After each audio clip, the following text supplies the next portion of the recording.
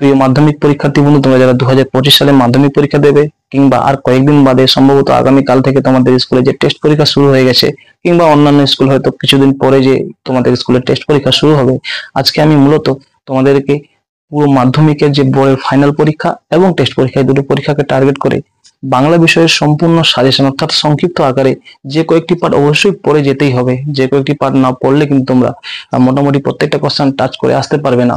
আমি এই ধরনের কিছু তোমাদেরকে সাজেশন তুলে ধরার চেষ্টা করব এবং অবশ্যই চেষ্টা করব আমার ভিডিওর ডেসক্রিপশন বক্সে কিছু পিডিএফ দিয়ে দেওয়ার, যাতে তোমরা কিন্তু সহজে সেখান থেকে পড়ে নিতে পারো। তো চলো কথা না বাড়িয়ে পুরো সম্পূর্ণ ভিডিওটা দেখতে থাকো। তোমরা মোটামুটি এই কয়েকটি গল্প কিংবা এই কয়েকটি কবিতা এবং প্রত্যেকটা পার্ট থেকে অর্থাৎ কোনি থেকে কিংবা সিরাজুল থেকে কিংবা অন্যান্য যে সমস্ত পার্টগুলো রয়েছে, যে সমস্ত কোশ্চেন গুলো বলবো নিতান্ত ওই কয়েকটি হাতে গোনা কোশ্চেন যদি তুমি না পড়ে যাও, তাহলে কিন্তু প্রত্যেকটা পার্ট তুমি টাচ করে আসতে পারবে না। তাই ভিডিওটি সম্পূর্ণ দেখবে এবং কোন জায়গায় আমি কোনটা পড়তে বলেছি, কোনটাকে ভালো করে হাইলাইট করে পড়তে বলেছি, একটু ভালো করে জোর দিয়ে পড়বে, সম্পূর্ণ পার্ট বুঝিয়ে দেবো। তাই পুরো ভিডিওটা অবশ্যই দেখবে। প্রথমে দেখো, তোমরা গল্প এবছরের জন্য আমি তোমাকে সাজেস্ট করব, অবশ্যই তুমি নদীর বিদ্রোহ এবং অদল বদল এই দুটো তোমাকে পড়তেই হবে। এখান থেকে কোশ্চেন মাস্ট পাবেই পাবে, অর্থাৎ 3 মার্কসের কোশ্চেন অবশ্যই পাবে এবং 5 মার্কসের কোশ্চেন পাবে। এই দুটো যদি গল্প তোমরা করে নিতে পারো, তাহলে দেখবে তোমরা লং কোশ্চেন কিন্তু পুরো টাচ করে নিতে পারবে। অবশ্যই তোমরা জানো অদল বদল গল্পটা তো সহজ রয়েছে, নদীর বিদ্রোহ তেমন একটা কঠিন নেই। তাই একটু যদি তোমরা আগে ক্লাসে পড়ে নিয়েছিলে, তাহলে কিন্তু তোমাদের জন্য দুটো গল্প খুব সহজ রয়েছে। এই দুটো গল্প থেকে যে কোশ্চেন গুলো পাবে সেগুলো কিন্তু আমি তোমাকে ডেসক্রিপশন বক্সে দিয়ে দেবো। তাই চিন্তা করার দরকার নেই, আমি যেটা বলছি সেটা আগে ভালো করে শোনো। কবিতা অবশ্যই তোমরা কিন্তু অস্ত্রের বিরুদ্ধে গান থেকে করবেই করবে। এখান থেকে কিন্তু এবছর 5 নম্বরে কোশ্চেন আসার সম্ভাবনা প্রবল রয়েছে। এবং আফ্রিকা করবে, এই দুটো করলেই এনাফ। তবে অভিষেকটাও করতে পারো, কারণ অভিষেক থেকে কিন্তু বিগত কয়েকটা সালে আসেনি কোশ্চেন। তাই আমার যে সাজেশন বলছে, আমার যেটা মন বলছে, অবশ্যই তোমরা অভিষেক থেকে একটা কোশ্চেন পেয়ে যেতে পারো। অবশ্য আমি যারা মাঝারি মানের স্টুডেন্ট রয়েছে তারা তো জানো অভিষেক যে কবিতাটা রয়েছে একটু টাফ, তাই হয়তো এতটা পড়তে পারবে না, বা এত কঠিন বিষয়টা হয়তো তোমাদের জন্য এই সংক্ষিপ্ত সময়ের মধ্যে ক্যারি করে ওঠা অসম্ভব ব্যাপার প্রায়। তাই বলবো, তাহলে অবশ্যই তুমি কিন্তু অস্ত্রের বিরুদ্ধে গান এবং যে আফ্রিকা, এই দুটো রয়েছে, দুটো পার্ট অবশ্যই পড়বে। এই দুটো পার্ট না পড়ে যেও না বন্ধু, অবশ্যই তোমরা এখান থেকে কোশ্চেন পেয়ে যাবে। তাহলে মোটামুটি 8-16 নম্বর পেয়ে গেলে, অর্থাৎ কবিতা থেকে একটা 5 নম্বর পাচ্ছ, একটা 3 নম্বর পাচ্ছ, এবং গল্প থেকেও একটা 5 নম্বর একটা 3 নম্বর তোমার করলেই মোটামুটি কভার হয়ে যাচ্ছে। এরপরে পার্ট দেখে যাও প্রবন্ধ। প্রবন্ধ থেকে কোন কোশ্চেন তো পড়বে? প্রথম যে কোশ্চেনটি রয়েছে, প্রবন্ধ বলতে তোমরা জানো অবশ্যই হারিয়ে যাওয়া কালি কলম। যারা হারিয়ে যাওয়া কালি কলম থেকে পড়বে তাদেরকে আমি বলে দিচ্ছি কোন কোন পার্ট পড়বে।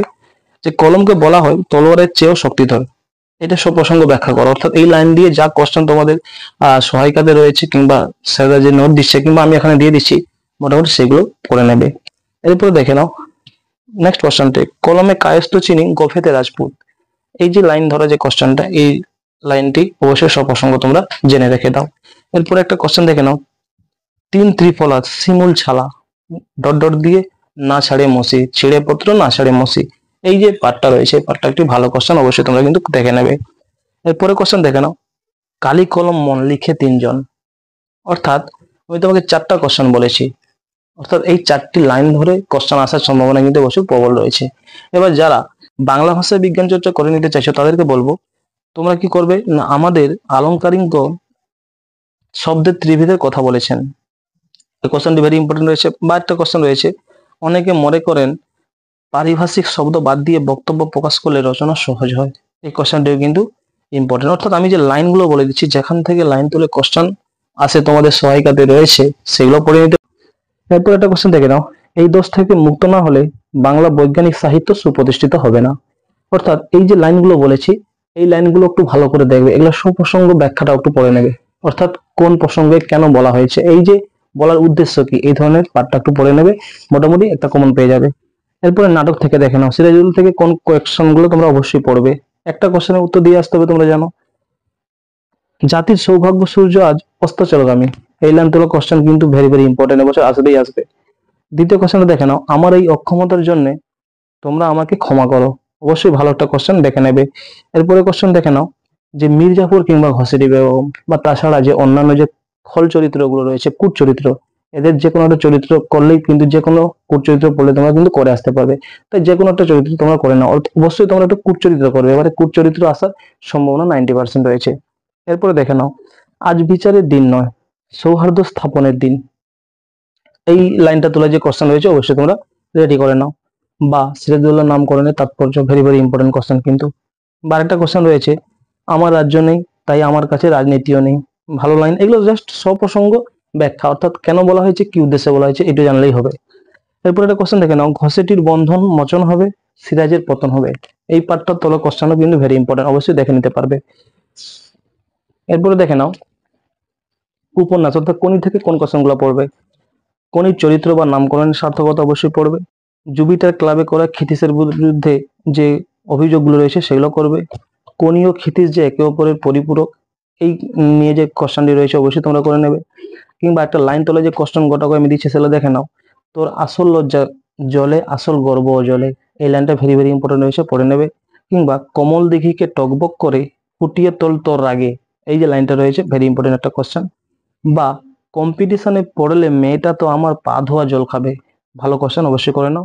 কিংবা হঠাৎ কোনির দু চোখ জলে ভরে এলো, এই যে লাইনগুলো বলেছি 6-7টা কোশ্চেন আমি তোমাকে বলে দিয়েছি, এরই মধ্যে থেকে কিন্তু কোনির কোশ্চেন তোমরা পেয়ে যাবে।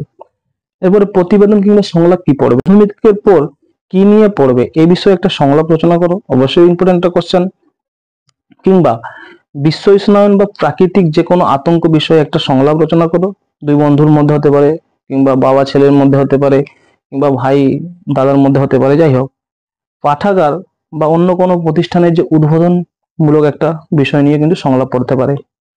এছাড়া অরণ্য সপ্তাহ কিংবা বৃক্ষরোপণ পালন, এটা নিয়ে একটা প্রতিবেদন তোমরা করবে।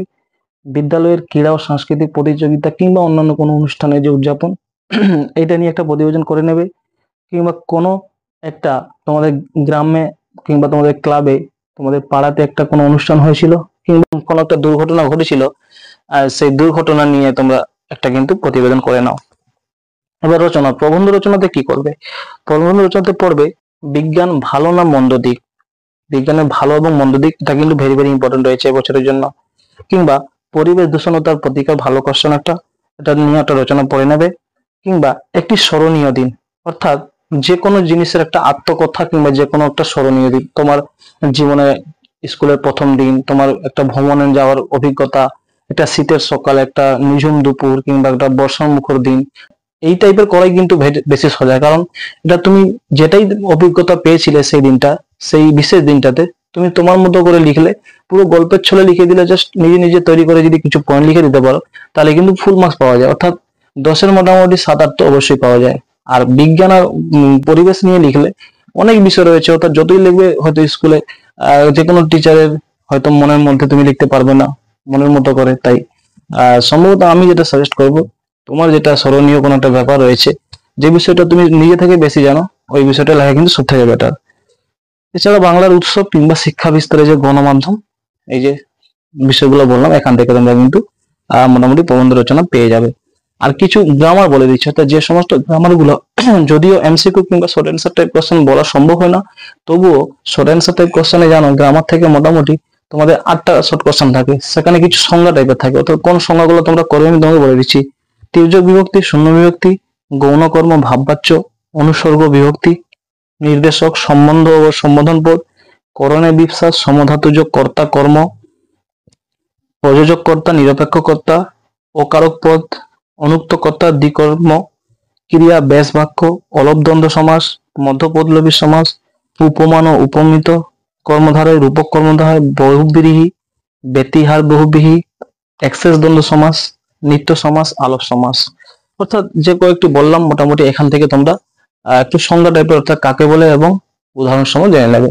অর্থাৎ বন্ধুরা মোটামুটি যেগুলো বিষয়গুলোতে তোমাকে সাজেশন দেওয়া সম্ভব হয়, যেমন ইউটিউবে আমি সাজেশন দেই না, কারণ তোমরা মোটামুটি তোমাদের সহায়িকা থেকে কিংবা বিগত সালগুলো ইউটিউবে একটু প্র্যাকটিস করো, সেই গুলো পড়লেই মোটামুটি সেখান থেকে কিছুটা কমন পেয়ে যেতে পারো।